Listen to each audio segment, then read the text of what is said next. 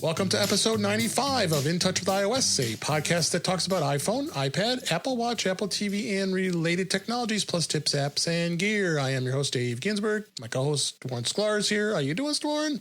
I am here. I'm doing good. How are you? How's it going? Doing well, Awesome. doing well. Our fine state of Illinois did a smart thing, and we are shelter in place for another 30 days. So we'll be having some fun at home. We could all go to Georgia and get haircuts, I think, right now. Yeah, I might have to go out there just to get my haircut. Too. No. And my dog and the tattoos. I think you get a tattoo there too. Oh, brother. But yeah, we're going to talk about the iPhone SE. It's in everybody's hot little hands, and we also are going to talk about you have the keyboard before me. I'm not happy about that, but it's okay. Yeah. I'll have mine tomorrow. I finally got the shipping. We'll talk about that in a minute. And then we got all kinds of other fun stuff to talk about. So let's go right into the news, shall we? Do it. First story was Wi-Fi. Wi-Fi 6E has become official. The FCC will vote on the rules this month, but we've been talking about this for a little bit. Wi-Fi 6 is the newest technology for the Wi-Fi spectrum, and FCC is going to approve it or has approved it, and they're going to talk about the different spectrum here. And biggest concern was about its reach. Luckily, the iPhone and the iPhone 11, iPhone 11 Pro Max, all have Wi-Fi 6 capabilities already, but it's pretty pricey. You didn't buy it. Did you buy a router yet for that? No, well, I bought one at Walmart and it was cheap, but it was Wi-Fi 6. It was like $100. I'm like, let's try it. And the speeds were about the same as what my Orbi and other one does. So I returned it. So I'm not sure if it was just because the cost of the unit didn't give me good speeds or what it was, but so right now I only have the iPhone.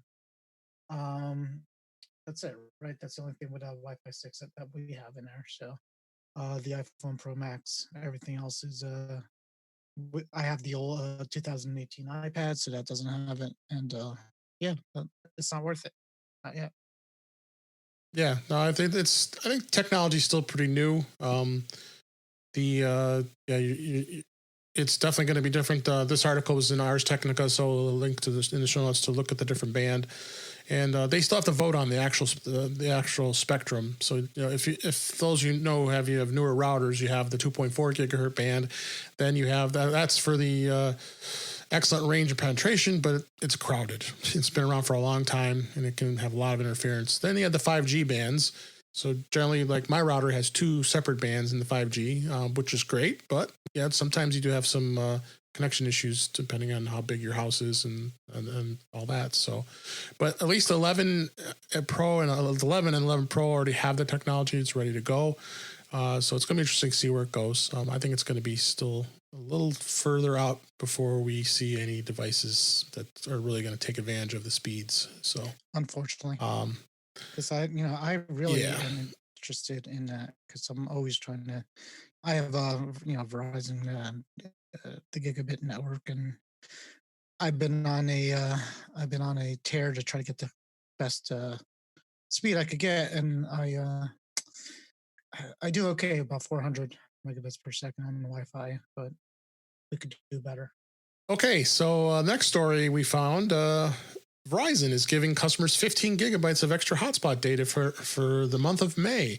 Verizon announced today that they're going to plan to give an additional 15 gigs of LTE data to all their customers and small business plans in May to continue to support their customers who are working from home. How nice of them. I'm not a Verizon customer, nor am I a big Verizon fan for that matter. In fact, I had an experience where somebody had a MiFi device that had unlimited data, but of course they used over their unlimited quote-unquote data, and they started throttling the speeds. And it was only 22 gigabytes is where the limit was, and that person was at 37 gigabytes. So, but anyway, that's near here or there. But what do you think? I think it's okay. Nice Verizon's doing that for a month for us people working from home. Yeah, no, I'm reading the comment, and basically it says T-Mobile already did it last month, Yeah. and then they all jumped on him for that.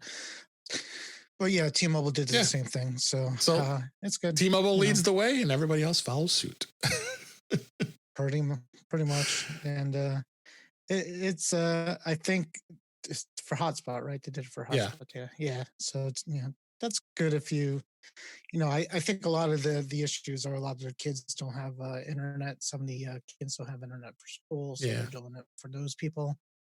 And I know there's also free internet out there for them, so people are trying to get the kids on the Yep. internet for the most part. I think it's what's going on here. Yep.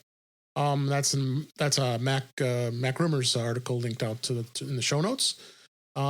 Next story. This has been all over the news for the last couple days. We talked about it yesterday on Mac to the Future Go, but I found actually this article just got updated today. Matter of fact, to my friends Adam Engst and the gang at Tidbits. iOS mail exploits seriously but unlikely to affect normal users.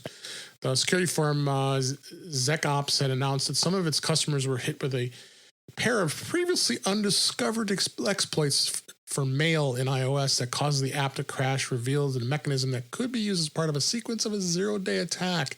In iOS 13, the vulnerabilities can be exploited merely by receiving an email message. Well, if you read through this article, it tells you that it's not going to affect us mere mortals, where it's going to not have to make any changes. You don't have to worry about it, other than the fact that it will be updated in 13.4.5 very shortly. So what do you think of this? Yeah, I mean, a couple of places that you listen to really make it out to be a big deal. One person I was listening to said there hasn't been a 0-day Yeah, attack on an iPhone in years, forever. um, forever. So this is how things get fixed. People discover them and then they fix them, and they're computers, and nothing is as long as things are connected to the internet and have sensitive data on it, there's Yep. things are going to happen, and that's going to be the life. So it's good that they figured it out. I mentioned it yesterday. I think that it makes sense that maybe Jeff Bezos had this Right. happen to him, if possible, because it kind of sounds like the thing that happened. And it's funny because when that happened to Bezos, we were like, nah, there's no way. There's no email message or there's nothing that can do this.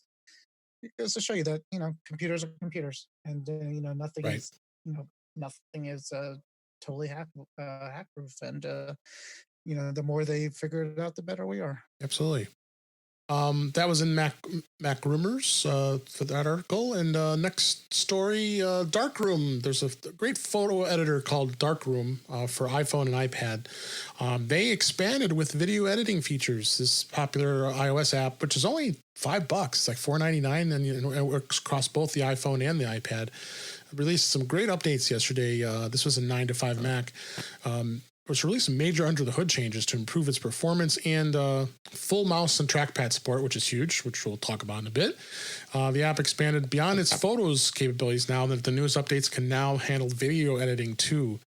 So it's touting some pretty awesome ultra fast editing experiences for videos, as well as it has codecs that'll support the HEVC, which is the Apple standard, and H.264. Definitely a first step in another journey with Darkroom app. Have you used this app before? I have not. Nope. Actually, I read an article here. It says it's free download with an in-app purchase starting at $1.99. So you'll have some options in in-app purchase. So no, but you've never used this before, Cool.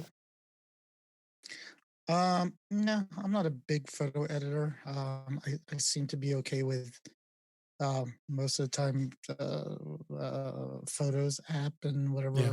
Maybe a free thing I'll find once in here and there. But I don't do much of my photos other than kind of clean them up a little bit. Yeah. But I should get a little more into it now that I have time. But Maybe I And I will looked at the take a look at it. in-app purchase costs. If you want to unlock everything, it's $9.99. So then you have it for forever to unlock all the tools. Check. Yeah, it's got 5-star Yeah, review. yeah. No, it's got a lot of great reviews. I've used it for a little while, and it's a nice alternative. So check that one out. This is your story if you want to read that. Yeah, no, I put this in basically because it just makes me feel like a little kid. Shortform Fragglerock Serie is from Jim Henson Company, now available on Apple TV. It's an article I posted in for Mac Rumors, but it's been around. So basically, Apple TV launched a show from my youth called Fraggle Mine Rock. too. I don't know if you ever watched it. Yep. Yep. I remember some of the songs. I can't remember what I ate for lunch yesterday, but I can remember some of the songs. I remember 4 out of 5 character names, so that was pretty good. And so I watched it. It's what was it, 5-minute show, and it's interesting because it was all shot at the homes of the people doing it because of the quarantine. So they're basically shooting these episodes in their basements separately, which is kind of cool. And it was cute. Definitely cute. Kind of brought back some memories. Yeah. The voices are kind of the same. I didn't realize Gobo was Canadian. I forgot about that. He is Canadian, so he has a Canadian accent. I remember Red, she's crazy, and did a little researching after a little wiki doc with the dog. He died. He was old. He was in his 90s, so he died. He died a couple years back. So he was old back then, actually. Yeah. So, but yeah, the dozers and the king and all that. It's good stuff. I enjoyed it. And what's the other show that I want to watch? There's another Apple TV show that just came out. I think the Defending Jacob's coming out. Oh wow! I'm gonna watch that too. That's another one. Yeah. They're really expanding on Apple TV Plus, which is awesome. It's good to see. So it's more and more great content coming. Yep. The next article, and I never thought in a million years I would link to an article in Android Central, but I did. The cheapest iPhone has a more powerful processor than the most expensive Android phone. Apple is using the A13 Bionic in the 2020 edition of the SE, and it outperforms the Snapdragon 865 in almost every way, as according to the article from Android Central. And they go through and talk about a lot of the multi-threading performance and how the CPU is a lot faster than what many of the most Androids are out there. And some of the features it may not have, like a Pixel 4, Pixel 3, may not. It has some more stuff maybe than what the iPhone does. But overall, as I read through this, it was funny to see actually that they're saying that the iPhone outperforms it. What did you think?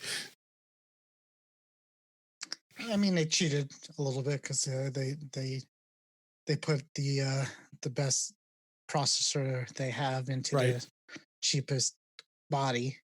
So I mean, yeah, you got that. Is it better than? Well, is it better than Android phones as far as the rest of the hardware? Who knows? Definitely the software is better. Yeah. But yeah, I think it's a little bit of a cheat because I think I said I read it last week. It's the Ferrari engine in the Honda Accord body. Yeah. So that's pretty much what they did. So it's good. It's we'll good competition. We'll put something better in there. We'll definitely talk more about it here in just a bit here. And then last story, you put this out here, but started off here is Apple released iOS 13.4.1, but only for the iPhone SE ahead of its launch. What you think of this? No, the only thing that caught my eye with that is basically people who get the phone tomorrow are gonna need to run that update. I guess at some point. Right. So, just I guess if anybody's listening, be careful with not running the update before you restore. Right. Because some people could do that. Because that could be a problem. I guess if you take an iCloud backup of your current phone and get the new phone and then don't do the iCloud back restore first. Just go up as a new phone and then just do the software update and updates to the newest version. Yep. Maybe it's going to complain about going back to restore the older version of the phone. But so I would say restore, then do the update if that's what you're doing.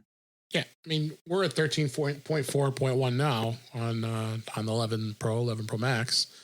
It's kind of strange that Apple did this. There must be something that's, if it's specific to that, it's got to be something with that phone that they forgot to include in the. Because it's the same version. It's just maybe this this version for just for the SE is definitely got some fixes. They've done that before. Yeah. They've done that before. They put in they've done updates for just certain models of iPhones and iPads before. So it's not the first time they did it, but it certainly is a little confusing. So that's the news for this week. Let's go right into topics. So beta testing this week, very slow. There was no release this past week, still since last week on April 15th. Beta 2, 13.4.5 is out. Eventually, so that fix we just talked about is probably going to be part of it. You said it was not part of it currently, is not? That's what I read. And this story kind of broke after that last beta came out, so I don't think they actually did anything with it. Yeah. So I would expect Tuesday of next week we'll be seeing something. Yeah, I mean, as things progress here, I think 13.4.5 is probably going to be the last version before we start hitting into the summer months when WWDC Virtual comes out, and then they start talking about iOS 14. So I would, unless something strange happens and they have to release another version just to fix things, I would think this probably is right near the end of the version that we'll have, wouldn't you think? Yeah, as we said before, they're just gonna try to perfect everything before the end of the line. Yeah. And once they do that, it's gonna be on to iOS 14, which it's coming. Yep, it's coming faster than we thought. All right, so let's move on. And we talked last week. Warren and I both ordered the Magic Keyboard for the iPad. And of course, Warren decided to become a UPS driver and decided to go run out and go pick it up at the depot today because he couldn't wait. So you've got it in your hands. You've only had it for a few hours. So we're really going to save our full review of the Magic Keyboard until next week, which I have a surprise about next week's show at the end of the show here. What's your impression so far after having it for maybe 10 or 12 hours now? Maybe less than that?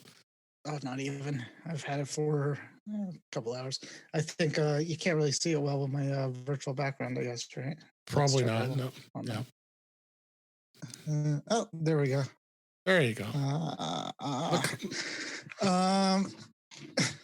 The impression is a couple things. Feels solid. Yep.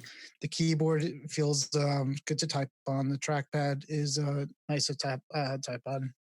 The gestures, once you start to learn them, are very good. The mouse is responsive. Yeah. It feels like kind of a whole new system now. If I have two complaints right off the bat, it would be the viewing angles that you could do on this. It's kind of a weird. It's got two things. It's got the hinge, which takes the iPad up and down mostly, but it doesn't go flat. Yep. It goes it goes a little bit more, 50 degrees or something like that. And then there's another hinge that goes a little bit more. So it's if you're on a couch, it's okay. But if the iPad's a little too high, it's kind of not a great angle. The other complaint that I have is the numbers kind of hover underneath the bottom of where the iPad's kind of goes. So sometimes you do have to kind of stick your fingers in between the iPad and the keyboard to type the numbers if you want. And the last complaint is there is no escape key. So a lot of times, you're in something and you feel like you want to hit escape and you can't. But otherwise, everything else is pretty good. I've actually tested out remote desktop connection, which seems to be fully supported with the touchpad Mhm. and the keyboard, and that's great. It's like being right on a Windows computer. TeamViewer and a couple others aren't quite there Yeah. yet. Sidecar works really cool. The keyboard, when you're on Sidecar, you can use the keyboard to type on on Boy, the Mac OS, which is you've great. dove in quick. Um, oh yeah, I've been playing with this nonstop since I got it. So why, actually why am I cleaned not up a surprised? I'll bunch of probably do the programs. same thing tomorrow. Yeah, no, it really makes it feel like it's kind of a whole different thing, Yep. and I never really use my iPad as much as I want to. So Yeah. right now I'm going through the experiment of trying to use it as a computer, and some things it does, some things it doesn't still, but it's definitely a lot easier to do things that I couldn't do before with it. So All right. you'll like it. Yeah. Let me know when you Yeah. get it. Let's, We'll talk more about it next well, we'll week. save more discussion about this until next week's show. Because we'll have it for a good full week and give you a really good, honest review of how it all is. So, I wanted to talk a little bit about this. This actually was an article in 9 to 5 Mac, but I wanted to actually talk about it because I always get questions about people asking me. I'm sure they ask you as well. Is how much a specific iPhone is going to be when you trade it in. In this case, this is the iPhone 10, and the iPhone 10 was a great phone. Did you have the iPhone 10 at one point? Sure. Yep. Yeah, I think. Why do I even ask that? Of course. Yeah. That was like. I mean, I do only because I'm on the trade-in plan. plan. You're in the trade-in program too, so. No, I'm in the buy outright. Oh, you buy them and sell outright and sell them. program Okay, as that's well, right. yeah. I'm in the trade-in plan, so I do that. So, so the iPhone 10 is only a few years old. It's about 3 years, 2 years, 3 years, 3 years, probably at least. So 10, something like that. I have to look it up to verify, but but they're saying that the cost could be anywhere in a trade-in from between $200 and $320, depending on, of course, a variety of factors, including storage size, condition, and whether or not you're willing to take a store credit instead of cash. So you got to decide, do you want to store credit? When I would trade it in, I trade it in with Apple. I mean, I even looked up what the 10R is that I have as a spare phone. And they were going to give me over $300 for that, but I'm not going to trade it in for the iPhone SE because it does, the 10R's got a lot more compelling features that the 10R, the SE doesn't.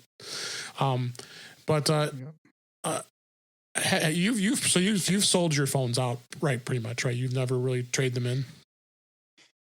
Right. Yeah. I've either sold them. So I've done a lot of different ways to sell. Right. I've tried Craigslist. I've tried, those Gazelle kind of things. There's a whole bunch of them. Gazelle, right? It's on there. Yep. Yeah. I've done back to Apple here and Yep. there. I've done Facebook, a lot of just posting on Facebook groups and people buy it that way. Forums. So, pretty much doing it through different venues. And generally it comes to price compared to how much of a pain in the butt it is to do this. So generally when you deal with like Facebook and Craigslist, you're dealing with, and I also did Let Go, that app too. So Craigslist and Let Go and Facebook Marketplace, you just have to be prepared to deal with like 90% of scammers. Right. That's the problem. It's basically, it can't, I can't pick it up. Can you ship it to my daughter in Georgia because blah, blah, blah. Yeah. And you just ignore those. Yeah. I've seen those. Yeah. So you get those all the time. And then you get, a lot of, you get negotiations. So when you're selling privately, everybody's going to try to negotiate with you.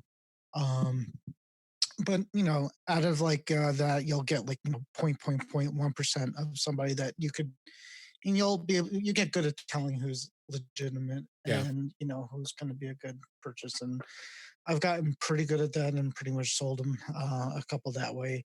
You follow the rules. You meet somewhere local. You take cash. You don't. You meet in a public space. you'd be honest with you what you're selling, things like that, and it works well. The Apple trade-in program had a couple of years where they were actually really competitive with some of the other things. I think they backed off a little bit on that, but No, they I think were. they've gotten better. Last experiences I've had, family member just traded in an iPhone 8 Plus, and they're going to get $250 back for it, which for a phone at that age, is not bad. Like I mentioned, the 10Rs, Yeah. the 10Rs, $300 trade in with Apple. I think Guy Searle, yeah, he got the same thing. He got he traded his 8 Plus in for $250. So that's reasonable. I mean, yeah, you're gonna, if you do eBay is another thing I've dabbled in trying to sell it on there. Craigslist, I've did that in the past. I've kind of avoided Craigslist. It's just kind of annoying doing some of those people. Yeah, it's the same way. I've done Gazelle. What happens? I've done a Gazelle, and Gazelle is horrible. Their pricing it's not worth it anymore. It was at one point pretty good. But there's a few. Yeah, there's a few more online ones that are a little bit better that I found. Was it Mac? Could be Mac Rumors or 9 to 5 Mac. I think has a affiliate with a trade. Yeah, they've got some links in this article where we're going to link back on this discussion. So, yeah, theirs is pretty good. So what you do also is for next time is if you think a new phone's going to come out or a new device is going to come out, and it's not out yet. A lot of these places, especially 9 to 5 Mac one and Gazelle and all of them, will give you like a 30-day price guarantee of that. Yeah. So you can lock in, and I've done this a few times. Right. You can lock in a price, because once that product drops, that price goes down a lot. So I've done pretty well with that. I think a couple of watches I did like that where I got a lot more than if I would have waited till the watch dropped out. And a couple other things too is with phones and iPads, it seems like storage space kind of loses value during resale too if you do it. So like a lot of times you'll like put a terabyte drive in your or not terabyte, you'll max out your phone to 256. Right. And generally they don't really care that much on resale, and you'll see they'll give you like a few bucks more. So it's not just keep that in mind too, that the resale value depends on a lot of things, but storage size doesn't seem to be one of them. Yeah, and then all the carriers are generous with their trade-ins, but I've never been a huge fan of trading into my carrier. In my case, T-Mobile, only because you're locked in with them. You're gonna be on their payment plan. You got to pay them a monthly fee. I just have found Apple's trade-in plan, or even Apple's payment plan, because you can do the payment plan with the Apple Card. So if you don't want to do the trade-in program each year, is much easier in my opinion.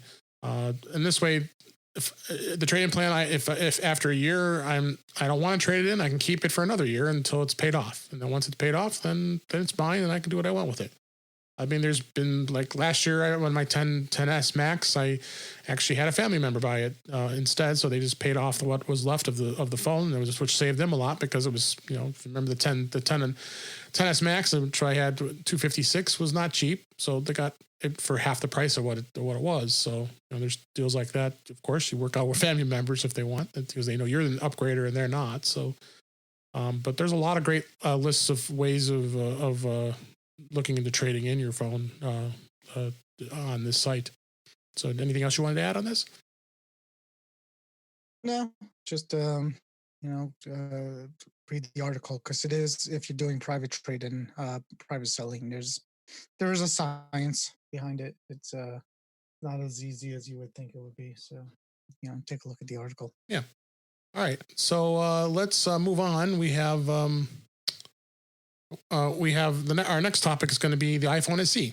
Well, it is out on the wild. It is out on the wild at this point. I think a lot of people are getting the SEs, I believe, this weekend, right? I think it shipped this week. I think our friend Guy Searle, I saw him posted in Mac of the Future that his phone's on its way, which I still am surprised he decided to go with a smaller phone, and he's the big guy.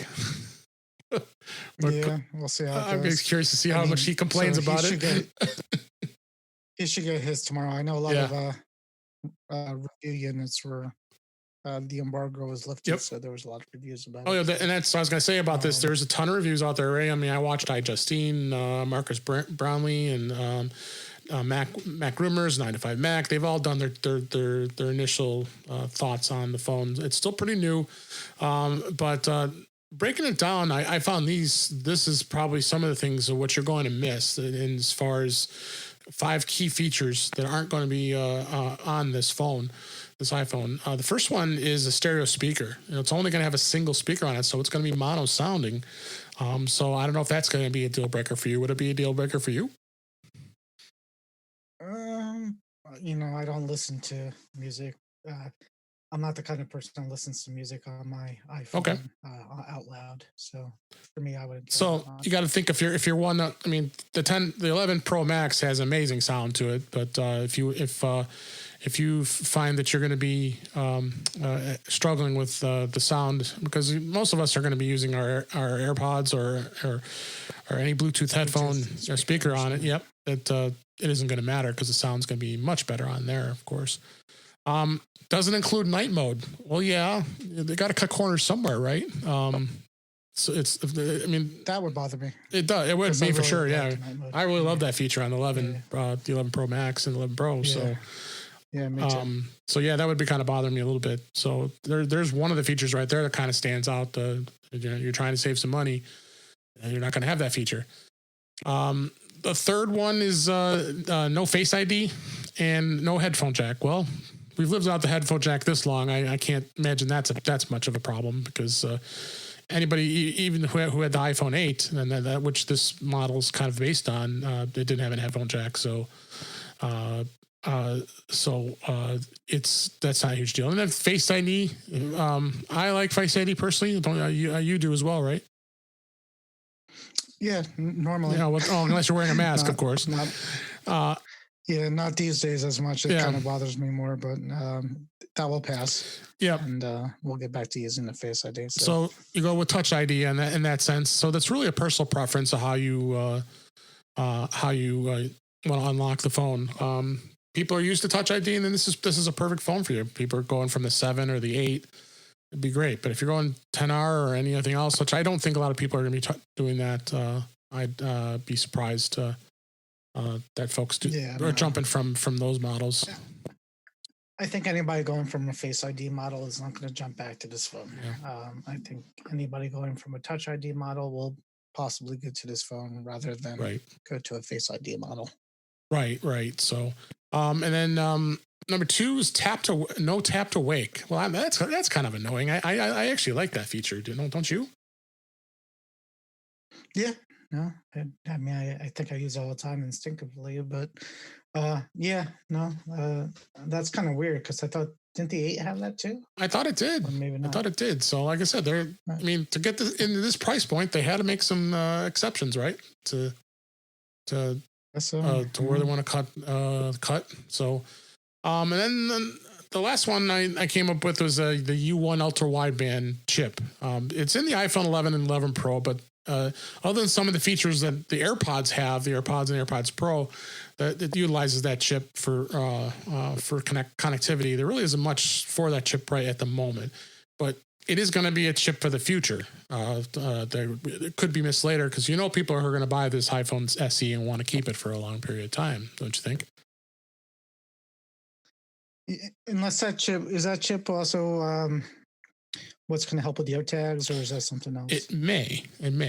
I don't know, because those are still unreleased.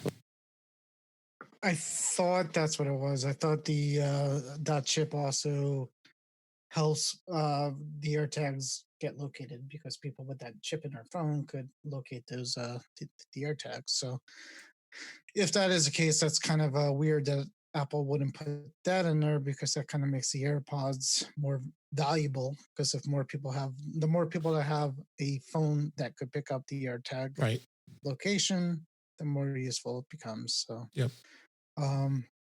Yeah. And but it does have the Wi-Fi 6, which it does have, which is kind of strange. Or 5. 6, yeah. So, final impressions of this iPhone SE, just based on what we've read and what we've watched and all the unboxings. My impressions was going to be it's just basically a stripped down version of a phone. I mean, it's very, very low end. For someone who wants just a basic entry level phone, I think this iPhone is perfect for them. You don't have to spend, starting at $400. It's the cheapest iPhone you're ever going to find. That's brand new. I can't see why you wouldn't want to go with something like that. Someone like you and I, who have the 11 Pro Max and always like the higher end technology, we're probably not going to be the audience for this phone, this iPhone. So, what are your final impressions? No, I mean, yeah, for us, it's not going to work because we're used to some of the better features. I would get this as a work phone or maybe a spare phone, possibly. But it's not going to be my primary phone. But certainly, if I was going, for my parents or for a younger kid or for a work phone, I have no problem recommending this phone for somebody who says, "Listen, I have a 6 now and I need to upgrade it, but I don't want to spend the money." Yeah. I would say this is a phone for you. So, it doesn't have a lot of features, but it has power, which is half the battle. Yep.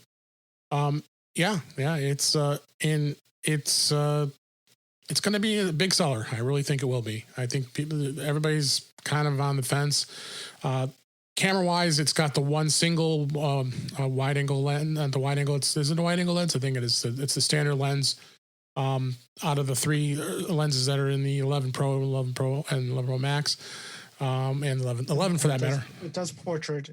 It does portrait, but software. Yeah, portrait. Software portrait, and it's limited. But it like I said, good starting iPhone, and it's got a decent camera, and you can't go wrong with it. And like we talked about earlier, it's got the fast processing, and compare it to an Android, I think you can't go wrong with it. And that's that with the iPhone SE. Unless you have anything else you want to add to that. No, that covers it. All right. So I've got a couple tips I want to talk about this week, and then I got a couple apps as well that we wanted to talk about a little bit. Customizing the share sheet.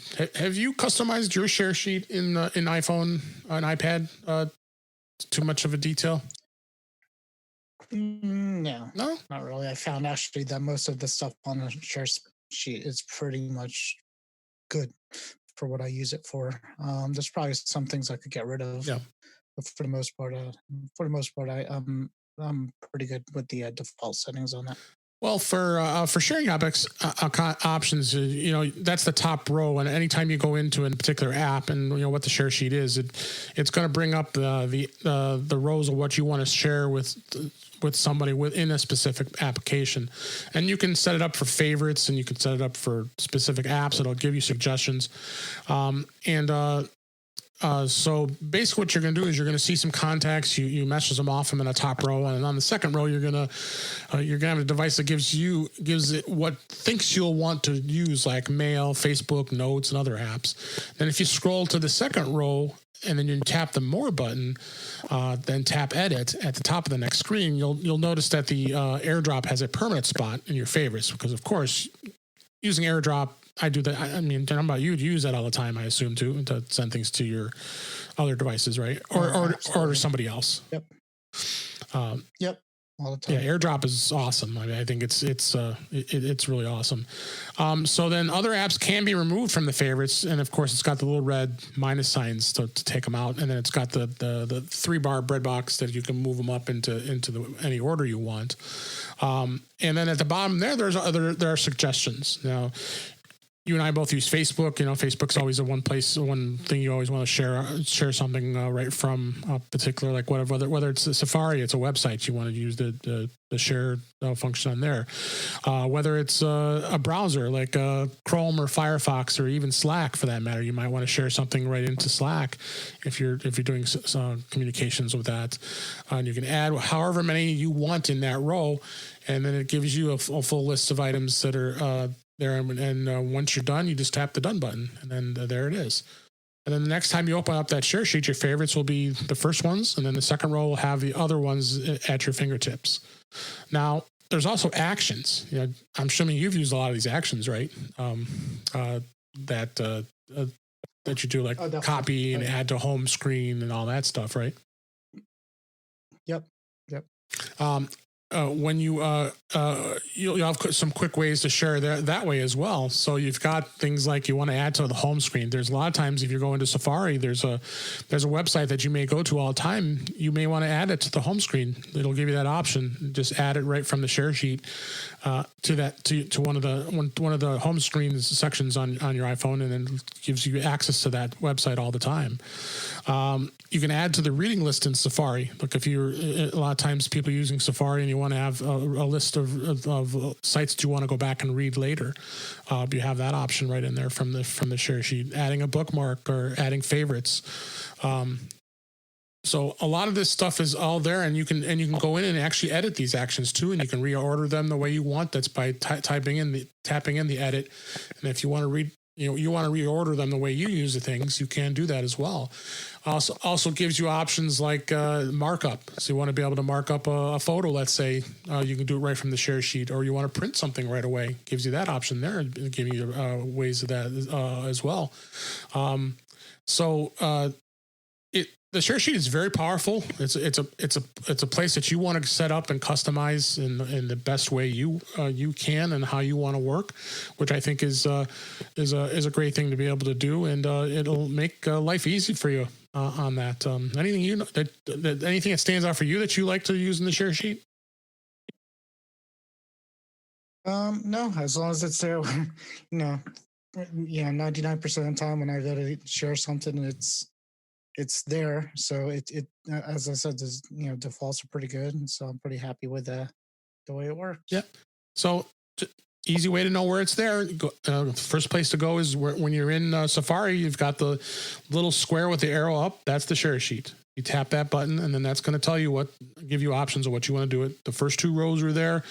The first row, of course, is going to show also people you've texted, you've sent messages to recently, so which is really cool. I've got that on my first row where anybody that's in my list that I've sent messages to recently, I can tap it real quickly and be able to do it.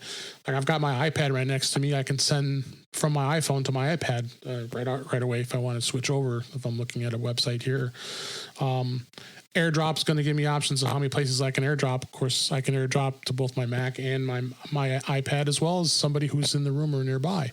And then, like I said, as I mentioned, you can scroll all the way down and tap the edit actions, and you can reorder all of those items, as well as be able to add or remove things if there's some things you don't use all the time. If there's something you don't use all the time, just remove it. I mean, it saves you having to scroll through and taking a look at it. So. Any other things you want to touch on before we move on, Warren?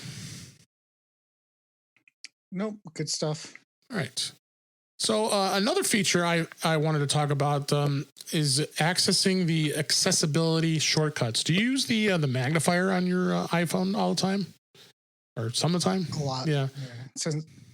Most of the time. My eyes are. Yeah, mine too. My eyes aren't what they used to. I don't know if anybody knew this. So it actually. Go ahead. Yeah, it comes in handy. Yeah, I mean, the magnifier is awesome. You go ahead. No, go ahead. Go ahead. The magnifier is awesome, isn't it? The magnifier is awesome. Yeah. And you could you do the magnifier, and if you tap on it, it will hold still what you just did. Yep. So then kind of you could kind of expect. Not only can you magnify, but then you could pinch to zoom it even bigger. So it's like a superhuman magnification. So it comes in very handy, especially in IT when you have to do serial numbers. Yeah, I do that all the time. Oh my! Can you read me that serial number? What? Oh my! That service tag? I can't. I seriously can't. So that I remember I have those, which it's much handier than carrying reading glasses. So I use it all the time. And I had thought that they had turned that on by default because I just did a erase and reinstall of my other iPhone, and it wasn't turned on by default. I had thought they had changed that where it's on automatically, but apparently they may have changed that. I thought it was on the control center. Mine's on the control center. Is that what you're looking for? No, I was looking in when you go where I went is if you go into settings, then you scroll down and go to accessibility. That's where all the different accessibility options are. And one of them is magnifier. Right. But yeah, I think. But you're right. You also can get to the magnifier from the control center. From the control center. Yeah, you don't have to go in there. So if you just on mine, actually, I don't know if they customize it or not, but if you go to a control center or magnifiers there, you can customize that. But my tip actually today was to go into accessibility and access some of the other accessibility features in the menu by when you tap your side button 3 times to get to it, because by default that's turned on. So when you turn on magnifier, you just do tap 3 times. That's where you also the button you use when you approve your credit card on the side there. You have to tap that. So when you turn the magnifier on, that's in there by default. But there's also a feature which I wasn't aware of, and I found this is if you go into settings and then go into accessibility, and then you scroll all the way down to the bottom, there is a section under general called accessibility shortcut, and then it's set to ask. So if you go in there, the magnifier is already going to be there because it's already there. But there's some other features that you may use. Including maybe you'd use reduce white point if you have issues with vision. You want it to be a little lighter or darker. You have a lot of those features there, and all you do is you turn that on. The other one that's real handy is the assistive touch, where it puts the little round circle on there. Maybe sometimes you want to be able to tap to go to the home and access some of those features. So I've got accessibility touch and magnifier currently turned on, and when I go to the home page there, I can triple tap the button. It brings up a menu then. So then I can choose, do I want the magnifier or do I want the assistive touch? I can turn the assistive touch on, and then it brings up that little dot there, and then it gives you access to all the other menus that are in there, including getting to the control center. It's more for people who are limited on vision or want to be able to access things without having to, their limited mobility and moving around the screen. Is what the assistive touch is. I know were you aware of that? It's also yeah. It was also good for people who had a broken home screen. Yes, home button. exactly. So, yeah, which you don't have to worry about anymore. What's that? On the Face ID, yeah. No, it used to be like people thought it was a secret, like the home screen's broken. I have a secret. I could show you something, and they would put it on there. Of course, it was horrible to have on there all the time if you don't need it, because it takes up part of your screen. Right. Yeah, there was definitely a way to do it that way. So check that out. That's a thing I wasn't aware of, that it gives you like a menu of different accessibility features that you may want to utilize, and you can just check them off, and it puts it in that menu. But if you don't use any of those, you can just uncheck all of them and just have magnifier, and then it automatically just opens the magnifier, which most people have it set that way. But thought that was cool. All right, couple of apps here, and I don't know if you had an app. If you don't, maybe you should think, if you could think of one that you might have come across recently. But I got 2 here I wanted to talk about. The first one is the clock app, and I didn't think, why would I even want to talk about the clock app, because it's no big deal thing here. And on the iPhone especially, it's pretty basic, right? You open up the clock app, and the first place you go to the world clock, and then you have the alarms, the bedtime settings, the stopwatch, and the timer. Well, on the iPad also has those same features, but I found that the iPad is very robust when it comes to some of these features. And I'm going to go through some of them here. The first one is that when you open up the clock on the iPad, and of course you got a much bigger screen, when you tap the world clock, the real cool thing about it is it not only does it shows an actual analog clock for each location, it actually tells you how many hours it's different from where you're located. The sunrise and sunset for that particular location. Like right now, I've got things set going to the West Coast, San Francisco. Tells you what time it is in San Francisco as we're recording this, and then New York is on the East Coast, so it's in between those two. Tell me how many hours ahead or behind they are, and then you could do international locations. Like I got London right now; it's almost 2 a.m. in London as we record this, so it's 6 hours difference, because you always forget what the times are really, what that is. And it also has an awesome view of the world, showing where the sun is now and where it's dark and where it's light. So gives you a nice layout there. Then you can just scroll across the bottom there and scroll across and have as many different locations that you want. So like if you go to Sydney, Australia, it shows how many hours they're ahead. They're 15 hours ahead. Or Singapore, because you forget. Sometimes you are working with a lot of these locations and you forget the time. And I think it gives you a much more robust view of it. Now, if you want to be able to add another one, there's a plus at the top there, and it gives you a whole slew of lists of cities you want to be able to add, which is great. And then you also can edit at the top left, and if there are clocks down here you don't want to have in there, you tap that edit, and then it's got the little red minus next to each clock, so you can remove whichever location you may not care about to what time it is. So, have you explored this at all in the clock? No, I play with the bedtime option once, and yeah, I did too. If you play with that. If you play with it, it's hard to unplay with it. So I found that out too. Yeah. Once you set it, it's just like a one-time switch. So, but yeah, I haven't played too much with the clock other than the world clock. I have used the world clock when I used to travel overseas. Right. Than I do now. But sometimes you are. I mean, I talk to people in other countries around the world. A lot of times I forget what time it is there, and I have to look it up. And let me just fire this up, and I can find it real quick. And then the next feature in the clock is the alarm, of course. Now I have no alarms in my iPad. I have tons of them in my iPhone, but very robust. Just tap the plus at the top there. You can set it for a specific time in the morning or the evening. You set it for if you want to repeat it, you can tap that and it'll repeat however many days. You could do every Sunday, every Monday, or every specific day. You could set it as a label on it, however you want to label it. You can call it whatever you want and name it what it's for. You have options for what sound you want it to play. Of course, the radar is always the default one. And then you can turn the snooze on and off. And once you save it, it's right there. It's got a nice big square. It tells you how you've set it, what it is, and away you go.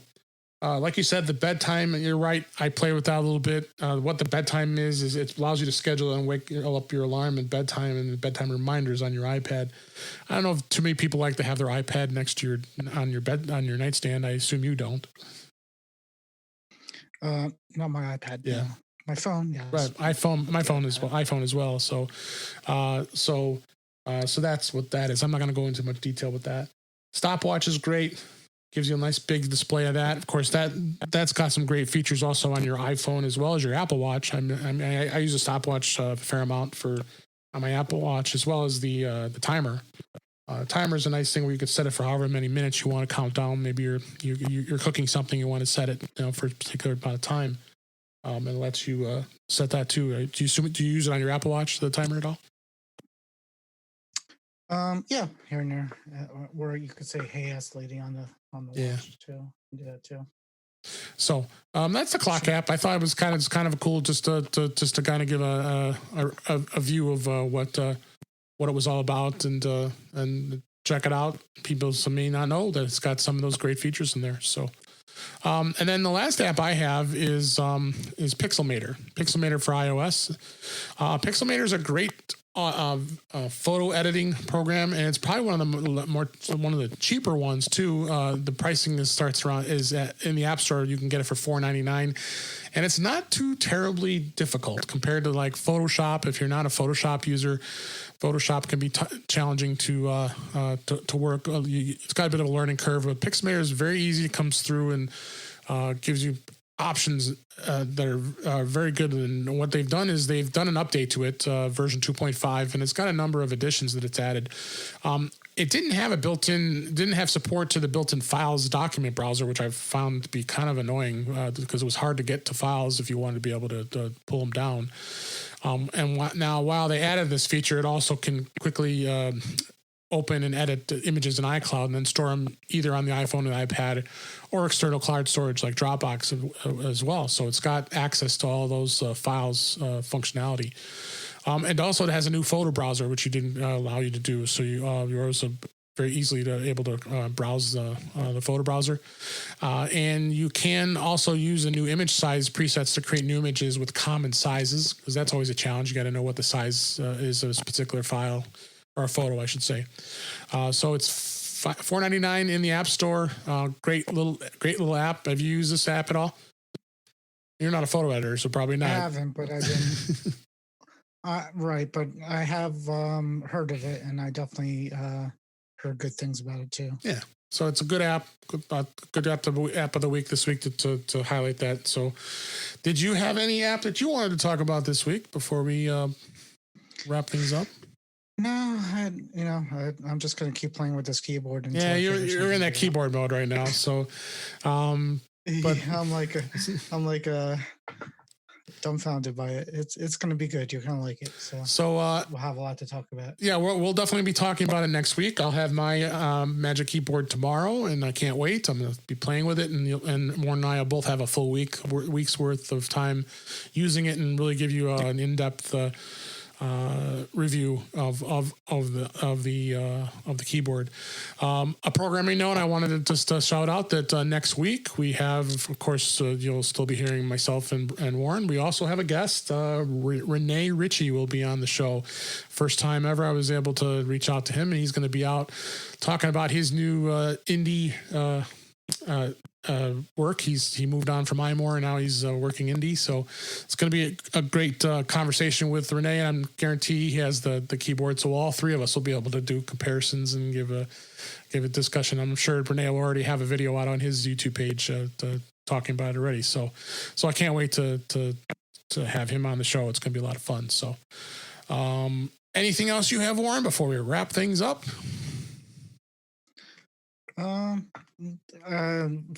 iFixit.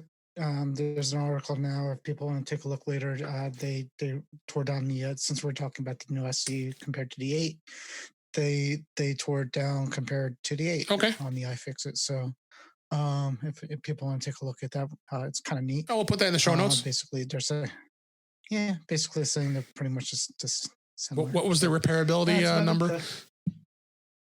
Let's see. I'm sure it's still low.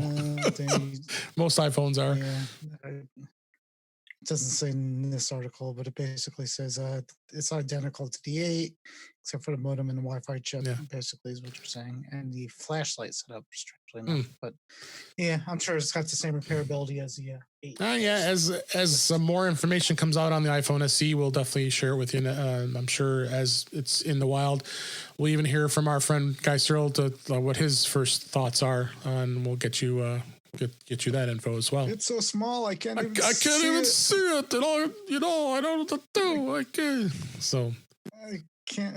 I'm just waiting. We're just waiting for next week to listen to about that. So. Yeah, that should be good. So anyway, let's go ahead and wrap things up for this week. That's a wrap for this week. Please send your comments, questions, and suggestions to our email address, feedback@intouchwithios.com. You can follow us on Twitter @intouchwithios. You can subscribe in your favorite podcatcher, including Apple Podcasts and many others.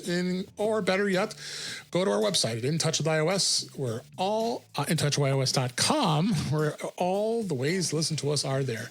I am Dave Ginsburg, and you can find me on Twitter @DaveG65. Warren, where can they find you? You can find me mostly on Facebook, the Mac to the Future group, which is linked in the notes. I do this show with Dave. I do another show with Dave and Guy on Wednesday nights, both nights of the Future Go. And these days you can find me pretty much in my house. Yes, and possibly on and Twitter, possibly Reviews Chloe is for if you really need it. If you can't find me some other way, try that. I might respond back to that. All right, Warren. Thanks for being here. We appreciate it, and thanks everybody for listening. Thanks everybody in Facebook that watched us live while we recorded this, and we will talk to you again very soon.